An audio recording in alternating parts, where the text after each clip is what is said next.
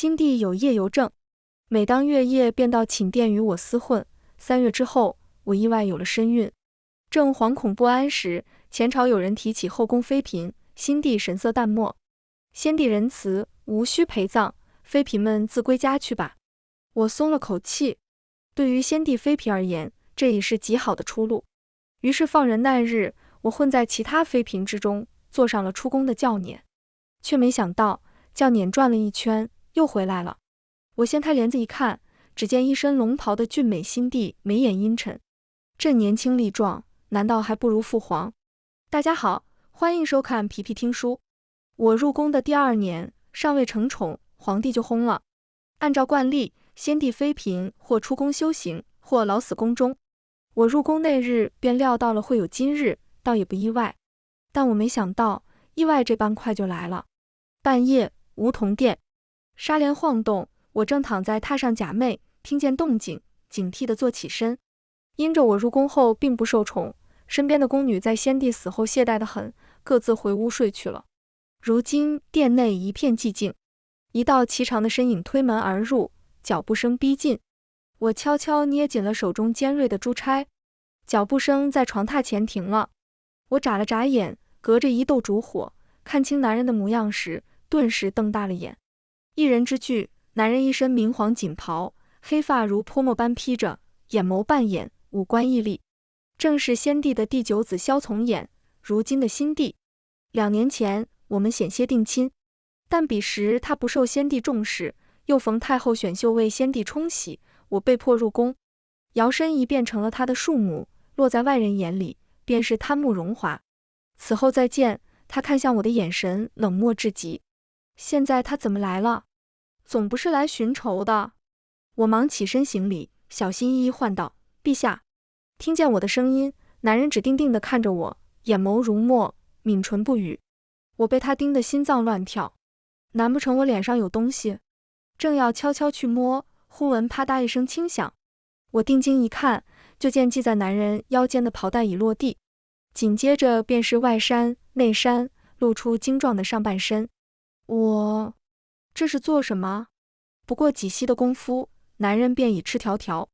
我吓了一跳，脸颊刷一下滚烫，背过身去：“陛下，本宫如今好歹也算你的庶母。”话音未落，腰身就被抱住了，炽热的吻落在我的唇上。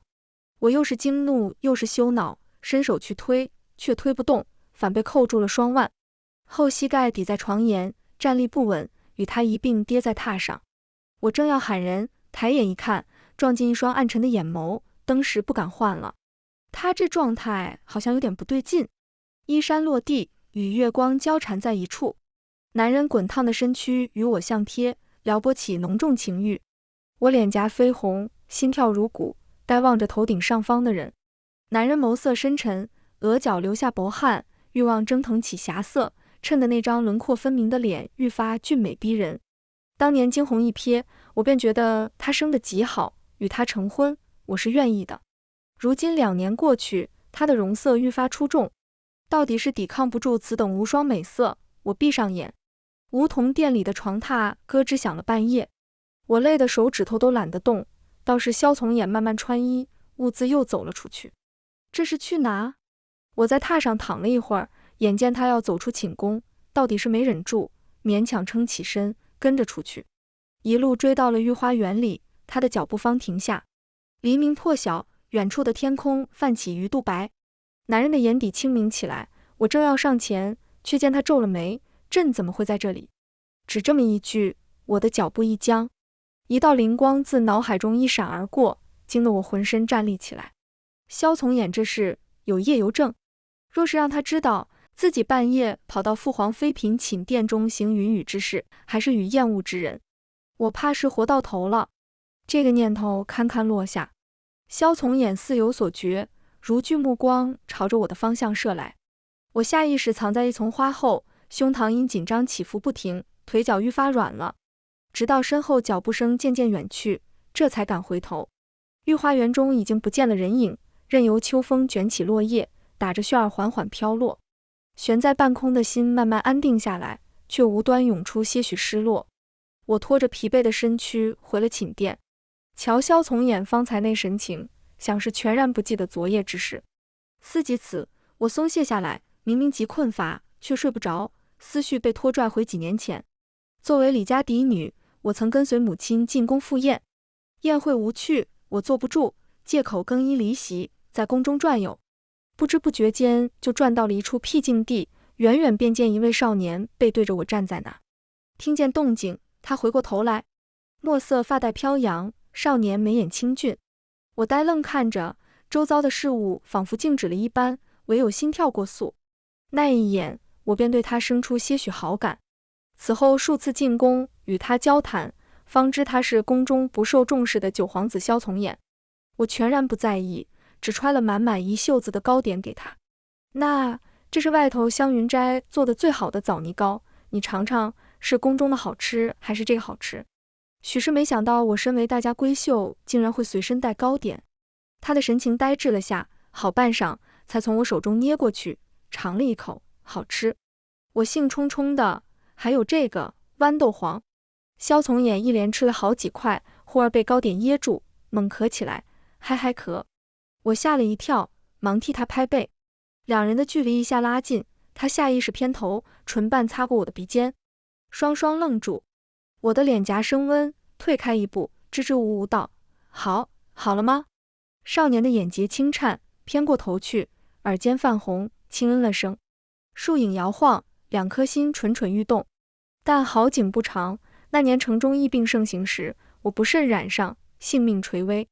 萧从衍悄悄带着太医来为我诊治，又在得知缺少一味药材时，连夜奔波去了岭城取药，恐迟归延误我的病情，他日夜不休，带回来时一招不慎摔下马背，摔断了腿。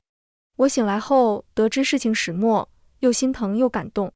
那一刻，我想这辈子要嫁给他。可世事总不如人意，得知我要入宫那日，萧从衍立在李府花厅，眉眼焦灼，直直地看着我，颤声问：“你当真要入宫？”我面无表情地点头：“是啊，选秀之期到了，我尚未出嫁，自当入宫。”我爹忠心耿耿，听闻太后重开选秀，为陛下冲喜，哪怕不舍，也将我的名字呈报上去。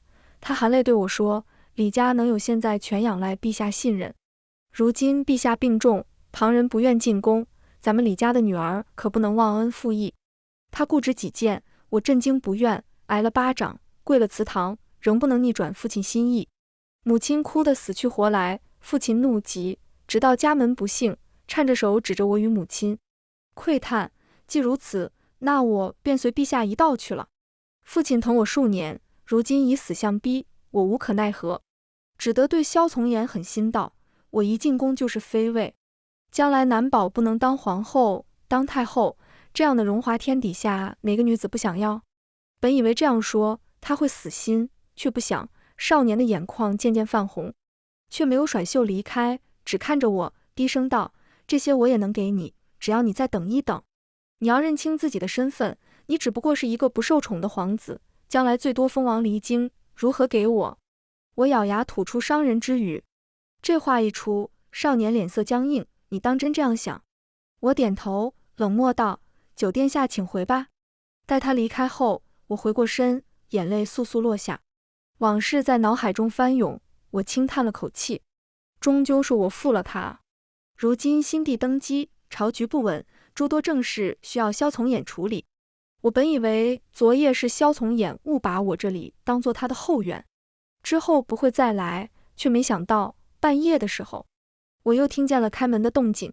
睁开眼一看，男人颀长的身影又出现在了寝殿门口，月光洒下来，将他的影子拉得很长。我目瞪口呆，不是，他到底怎么过来的？身边的太监总管呢？萧从衍自顾自走进来，眼见他离我越来越近，我将心一狠，翻身下榻，扭头就跑。可还不等我跑出几步，就被他抓住了，勾着腰按在了梳妆台前。系带被解开，一只手顺着裙摆探入，有走过的地方激起酥麻热意。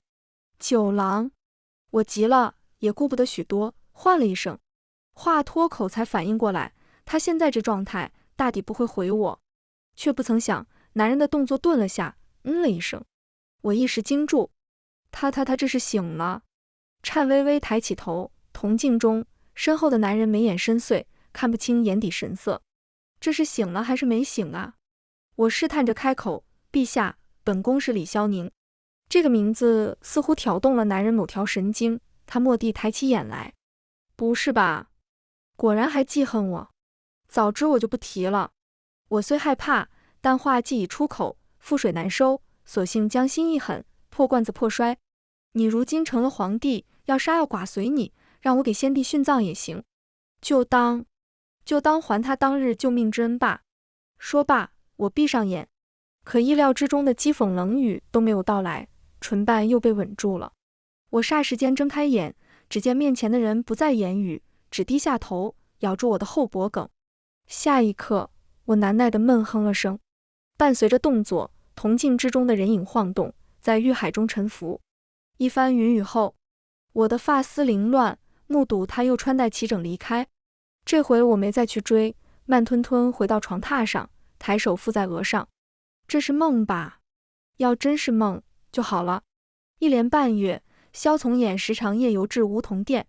我从最开始的紧张不安，到后来发现他天亮之后就不记得后，心酸之余却生出些许欣喜。这样是不是也算嫁过他了？一念及此，我莫名有些愉悦，但还不等我高兴多久，忽而听见一直躲懒的宫女们在议论。听说陛下召见了太医，也不知是不是生了什么病。当真？陛下看着身体康健呀？谁知道呢？或许陛下有隐疾。后面的声音很轻，但我却听得清楚，心脏仿佛空了一块，怔在了原地。忽而又恍然，也是，他夜夜离开寝宫，总会有人发觉不对。萧从衍又不是讳疾忌医的人，定然会寻人治疗夜游症。思及此，我的好心情顿时消散，也不想再听宫女议论，兀自去了御花园。可就在我漫不经心的赏花时，迎面走来一群人。抬头一看，猝不及防间，陡然撞入一双漆黑的眼眸，竟然是萧从衍。我一时呆住，再想避退已是来不及了。旁边的太监总管瞧了我一眼，眼神微变了下，轻声提醒：“陛下，这是先帝的昭妃。”朕知道。男人的口吻漠然，不带任何情绪。我的心中一酸，却没表现出来，扶了扶身，参见陛下。久久没有等到回复，就在我觉得有些吃力时，萧从衍总算大发慈悲开了口：“起身吧，昭妃娘娘也算是朕的庶母，不必多礼。”这一句庶母，男人咬字格外重，像是有锯齿将我的心凌迟，任心脏血肉模糊。我仍面带微笑：“多谢陛下，本宫有些累了，就先回宫了。”萧从衍没再开口。我转过身去，却感觉有目光直直落在我身上，如刀如戟，如芒在背。步伐不由得加快，近乎落荒而逃，也就没注意到男人的眸光瞬间暗沉下来。之后的日子里，我没再见过萧从衍。听太医院说，陛下近来身子不适，在喝药调理，想来以后再不会发作了。我坐在院中，深秋的宫墙格外萧条，却不及心中荒芜。转眼又是2个多月过去，到了隆冬，枝头缀满白雪。晨起时，我胃里直犯恶心，干呕了好一阵，却没吐出什么东西来。想到近2月都没有来月信，我白了脸。总不会是有身孕了吧？我坐在床边，惴惴不安，却不敢请太医来瞧。先帝都薨了4个月了，我这时候有了3个月身孕，定会被扣上一个私通罪名，乱棍打死。但萧从衍又不记得这事。我的指尖无意识攥紧裙边，恨不能长出翅膀飞出皇宫去，好过如今叫天天不应的窘境。正焦灼不安时，宫女平儿欢喜地跑进来：“娘娘，陛下圣旨，让您自归家去。”什么？我一时没听清，忙不迭站起身。见状，平儿复述了一遍，方才前朝有消息传来，说是陛下当着众臣的面道：“先帝仁慈，妃嫔不必殉葬，亦不必留在宫中或出宫修行，自归家去。”自归家去，自归家去，这4个字在唇齿间来回打转，良久，我垂下眼睫，缓缓松出一口气。对于先帝妃嫔而言，这已是极好的出路了。我也没有什么不知足的。什么时候走？我听见自己问。平儿答，说是明日就可以走，在宫门外个自备了轿辇，送娘娘出宫。这么快？我微微瞪大了眼，但转念一想，大抵是萧从衍不想在宫里看见我吧。爸，我不再多想，兀自收拾东西。进宫的日子虽长，但行李却不多。进宫时我没带贴身丫头，怕先帝驾崩后要妃嫔殉葬，平白连累了自幼陪我长大的丫头。想到我进宫时他们满眼泪光的模样，心情顿时好了不少。如今归家又能在一处了。日升月落，很快就到了翌日傍晚。我背着行李，混在一同要出宫的妃嫔中排队往外走。从前见了面不对付的妃嫔，这会儿个个和善的不得了，真没想到我们还有能出宫的日子。是啊，陛下真是个好君王。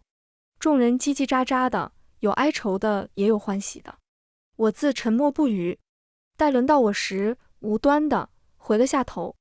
碧瓦朱墙，宫殿重重，不见熟悉身影。此次一别，此生大抵不复相见了。我收回视线，坐上了轿辇，伴随着一声起轿。我坐在轿内，算着约莫要半个多时辰就可以到家了。一时走神，也不知时间过去了多久。蓦地，轿辇停了下来。这是到了？不对啊，出宫经过热闹街市时，总该有声响才对。这一路上我都没听见有什么动静。想到这，我心中一慌，连忙掀开帘子去看，依旧是朱红宫墙，只不过唯一变化的就是不再是偏僻的西华门，而是东华门。哎，是不是走错了？我忙叫住抬轿的工人，我是要出宫，不是绕一圈啊。那工人恭敬地回，没错的，就是这儿。还不等我反应过来，一道颀长的身影出现在视野里。萧从衍一身龙袍迈步而来，他的神色峻冷，深邃的眸微抬，定格在我明显讶然的面容上，脸色蓦地阴沉下来。一声呵斥，都下去。是。旁边伺候的工人哗啦啦一下散了。不过小半炷香的时间，若大宫门前就只剩下我们二人。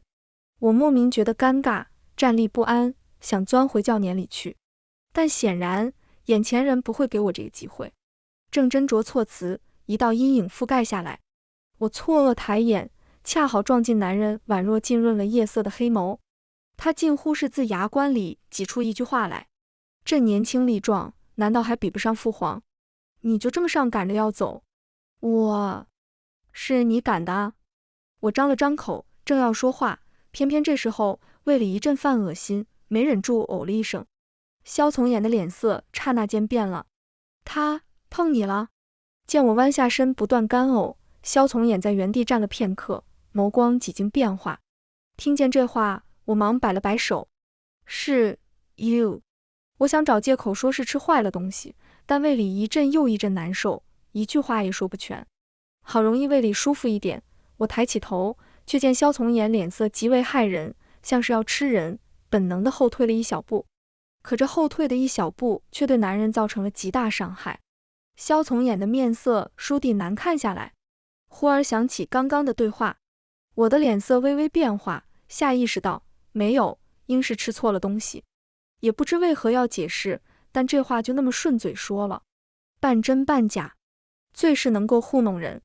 但萧从衍的脸色却没有变好，目光死死地盯着我，朕让御医给你瞧瞧。御医？那怎么能行？我急了，连忙摆手，不用劳烦，天色已晚了，家中父亲应早早得知消息，等我回去呢。说罢，我转身就想钻回轿辇里去，却被扣住了手腕。你当真要走？耳边传来那么一句，我的脚步骤然顿住。刹那间，日晷的影子停止了移动，影子又慢之快地倒退回去。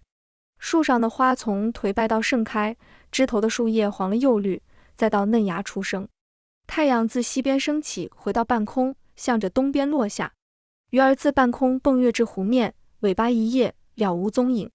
耳边的低沉嗓音与2年前李府门外的那声颤问重叠。你当真要入宫？你当真要走？我的指尖无意识掐入掌心，心脏跳动的仿佛要蹦出胸腔，自心底涌出一股子强烈的冲动，想要将他夜游与我厮混的事脱口而出。话到嘴边，倏儿抬眸，对上男人已恢复漠然的神情，到嘴的话终究是咽了回去。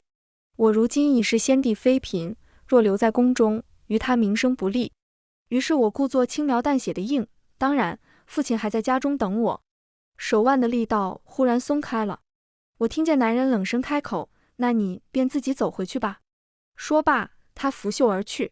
我望着他的背影离去，抿了下唇。罢了，走一走，全当锻炼了。但我才走出一段距离，就看见一道轿辇匆匆追来。哎，李姑娘等等奴才们！我讶然回头，只见是方才抬轿的工人们，只微微愣神，便了然了。萧从衍当真是个很好的人啊，只可惜镜花水月一场。我回了李府，母亲大喜，父亲与我有愧，事事依我。两个贴身丫鬟见我回来，一是抱头痛哭一场，叠声道：“太好了，姑娘回来了。”我却高兴不起来，随着时日久了，腹部凸显，俨然要藏不住了。若被父亲知晓，父亲一准以为这是先帝的遗腹子，将我送回宫去。冬春和柳枝都是我的心腹，得知事情真相，虽惊讶，但还是给我出主意。那姑娘要不还是不要这个孩子？容我想想吧。我思绪混乱，将他们打发走后，兀自坐在窗前发呆。不知过了多久，前院忽然传来动静。冬春推门进来：“姑娘，陛下来了。”自打上一回宫门不欢而散后，我已1个月没见过他了。听人说有朝臣提他立后内妃，他答应了。他现在不在宫中，来这里做什么？我不明所以，却也没打算往前听去，左不过是慰问一下他父亲这两朝老臣。但紧接着，冬春便又道：“姑娘，老爷让您去一趟前厅。”换我去？我琢磨了一下，换了身不显身的襦裙，这才往前院走。因着圣驾莅临，前院灯火通明。等我到前厅外时，听见里面传出交谈声。不知陛下这个时候莅临臣的府邸，可是有什么要紧事？父亲的声音有些紧张。这也正常，父亲身为礼部尚书，得先帝重视，但所谓一朝天子一朝臣，若不能得先帝信任，那乌纱帽和性命可就悬在了裤腰带上，实在很难让人不惶恐。李大人不必多礼，今日上朝时，几位爱卿提出要朕立后内妃。朕继位不久，政务繁忙，母后又已入了皇陵，素闻李大人得父皇重视，后位人选一事便劳李大人多费心了。皇后一位于前朝后宫都极为重要，通常都是从皇帝母家选人，如今却将此等要事交于一个臣子，又是私底下相商，这是生怕李家不树敌啊。我眼瞧着父亲汗流满面，一时无言。萧从衍这是报复李家，虽然早知会有这一出，可真的发生了，心底却闷得喘不过气。可是官礼是全足，我不得不开口：“臣女参见陛下。”突兀的一声打断了厅内凝滞的气氛。见我过来，父亲神情复杂，欲言又止。他当初不是不知我与萧从衍之间的情谊，却依旧一意孤行，这才酿成了今日局面。起身吧。上手，年轻帝王的声音从容疏离。我按捺下心头苦涩，看向父亲，不知臣女可否与陛下私下说几句话。父亲面露犹豫，但见萧从衍没有拒绝，便带着人走了。没过一会儿，厅内又只剩下我们。这画面何等似曾相识啊！我静静地看着面前的人，对上他漠然的眼神，厘清思绪，轻声开口：“陛下，父亲已年迈，当不起这样的重任。朕看李大人是国之肱骨，对朝廷一片担心，如何当不得？”萧从衍神色淡淡，像是打定了主意要为难。我听得头皮发麻，没了法子，只得低声相求：“从前的事是我对不住你，你就看在咱们从前的情分上，放过李家。你如今坐上至尊之位，自可迎娶3000后妃。”这话一出，男人的唇角轻扯出讥讽的弧度，却没开口。我的心中打鼓，分不清他的意思。好半晌，才听见他冷冷开腔：“朕与李大人还有要事相商，李姑娘回去吧。”这便是不欲与我多言的意思了。我的嘴唇动了动，怕多说多错，遂不再多留。待我踏出房门，萧从衍才将攥得发白的手松开，杯子早已碎裂，掌心渗出血来。他嗤笑了声，眼底却黯淡无光。我回到房间后不久，天空蓦地轰隆一声响，春雨就那么落了下来，惊醒了藏眠的虫。到了晚间，我用过饭，赏了会儿雨，这才掩了窗子，回屋歇下了。雨打窗棂，滴答作响。就在我生出困意的时候，门外一声响，我霎时间惊醒，急急撩开帘子一看，没人。我收回视线，暗笑自己出现了幻觉。萧从衍应当早早回宫了才对，怎么可能还会夜游到我这里？也不对，他那夜游该治好了。思及此，我苦笑了声，正要继续再睡，窗子嘎吱一声响，风吹的吧？我懒得起身再看，只闭着眼，直到听见脚步声，这才睁开眼。只见萧从衍浑身湿透，正朝着我走来，目光定定地看着我，眼底暗沉，像是半睡半醒，与前几次如出一辙。这谁家夜游还能翻窗的？陛下您未免也太厉害了。但这一路上走来，若被家丁婢女瞧见，那还了得？我连忙坐起身，陛下您……话音未落，就被人抱了个满怀。我心中一凛，如今我怀有身孕，可不能任由他胡来，当下有些急了，推拒着他。可男人力气大到可怕，我挣扎了一会儿，以失败告终。就在我以为他就要行事时，肩窝忽然被人抵住，男人低下头，额头抵着我的肩，呢喃道：“你又不要我了。”我一下怔住，心头酸酸胀胀的，像是泡在酸水里。我环着他湿透的身躯，正想说些什么，他的手又不规矩起来，当即羞恼起来。但怕他受寒，我硬着头皮主动将他的衣衫扒拉下来，挂到一边，而后拿了帕子替他擦干头发。待做完，我累得直喘气，一回头，却见不久前还威严冷峻的男人乖乖地看着我，漆黑的眸底倒映着我的身影，心间似被一股甜意注入，酸涩情绪被冲淡了不少。可等到天亮，便又会回到那冰冷状态，如海市蜃楼，海上泡沫，一触即破。老实睡觉，不然我就喊人了啊！我警告了一句，见他仍直勾勾地看着我，视线下移，落在他某个位置，脸颊刷一下滚烫。不是，都淋成这样了，怎还能？但碍于他现在状态不稳，我红着脸，大着胆子将他的双手捆绑在床头，确保他无法动弹。所幸这一回，萧从衍没像之前一样上来就直奔主题，而是老老实实的被我绑住。那双漆黑眼眸似蒙了一层雾似的盯着我，像是想要看我能做出什么。等绑完，我松开手，退开一些，低眸看着被我当螃蟹五花大绑起来的人，心脏砰砰乱跳。真是要命，我竟然绑了当朝皇帝！不过非常时刻行非常事。就是这样。我呼出一口气，这才放下帘子，使坏地掐了他一把，如愿听的一声闷哼，叫他故意来报复。如今落我手里了吧？我轻哼了声，躺在他旁边。这一晚上一波三折，早已疲倦不堪。没过多久，我就陷入了沉沉梦境，浑然不顾身旁的人浑身冒着欲火，机遇燎原。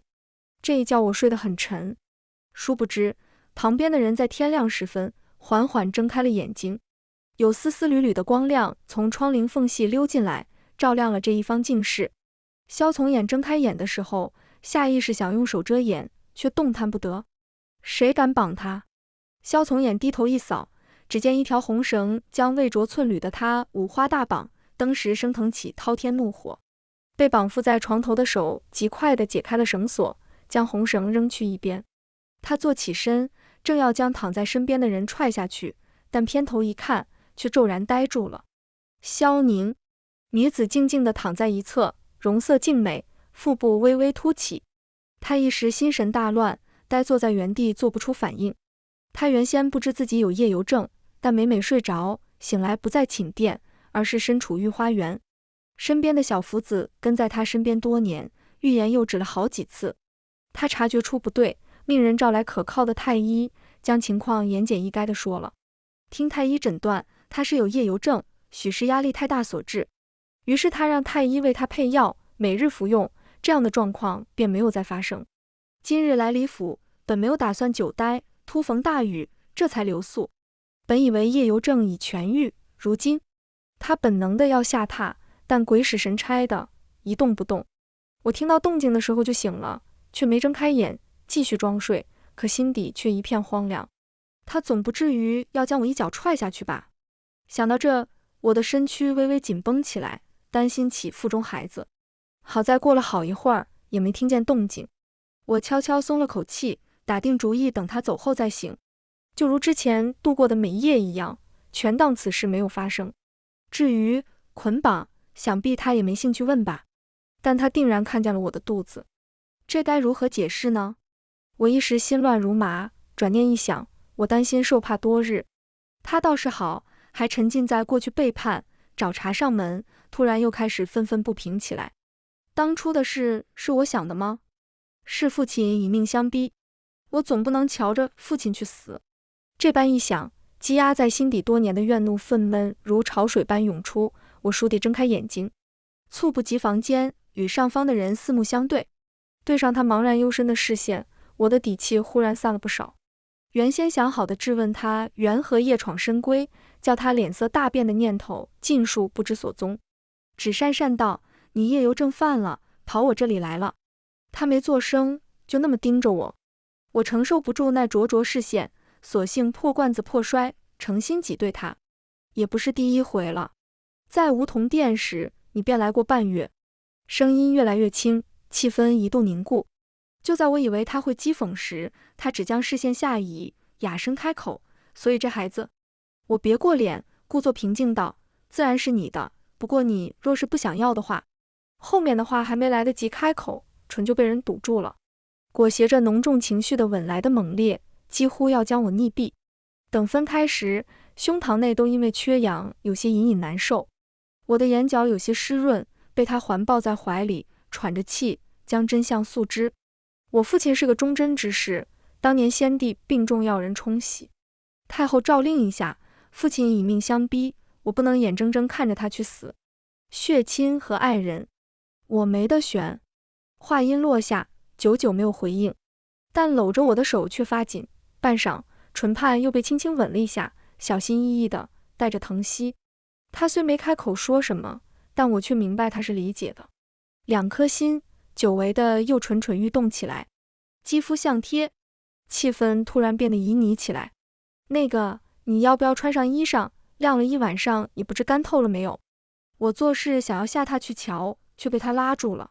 我回过头，他的眸色幽深，目光落在我腹部，算算日子，也该有4个多月了吧。我哪里不明白他在想什么，当即道：“你想都不许想。”萧从言也不急，就那么瞧着我，面露委屈：“你昨夜绑了我一晚上，我现在身上到处难受。”我心虚的别开眼，这要不是怕他乱来，我何至于此啊？那我找大夫给你看看。我顾左右而言他，只要他不嫌丢人的话。这般想着，我暗暗偷笑，但下一刻手就被抓住了，按在了那滚烫地界。我被烫了下，下意识想缩回手，却抽不出来。劳烦李大夫帮帮朕。暗哑声线落在我耳畔，酥麻感顿时席卷全身。我的耳尖红透，瞪着他：“你也不怕被人发现？朕昨日不是说了，让李大人择后，他如此忠君，想必将爱女再送一次入宫也没什么。”他的语气轻描淡写，我又是羞恼又是愤懑，但到最后却是无话可说。我爹他还真的有可能。待萧从眼神清气爽的穿着半干衣物沿着来时路离开时，我简单收拾了一下屋子，将绳子藏好，才理好，冬春就敲门进来：“姑娘醒了，老爷夫人在前院等您一并用早饭呢。”我的动作顿了下，问：“那陛下呢？”冬春老实回答：“陛下已回宫去了。”听罢，我的眼眸微转了下，却没多说什么，兀自去了花厅。父亲和母亲都已经等候在那。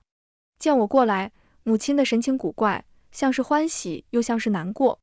父亲端坐着，神情复杂：“来了，坐吧。”我依言坐下，却没动筷。半晌，只听父亲清了清嗓子，平退了下人后，方看向我，沉吟道：“如今的陛下与你有过情分，虽你嫁过人，但如今既已归家，便当作是2嫁，也不吃亏。”母亲忍不住抱怨：“若非你一意孤行，咱们女儿何须2嫁？”闻言，父亲当即斥责：“你个妇道人家懂什么？先帝对我恩重如山，便是为先帝死了也无足挂齿，更遑论小小婚事。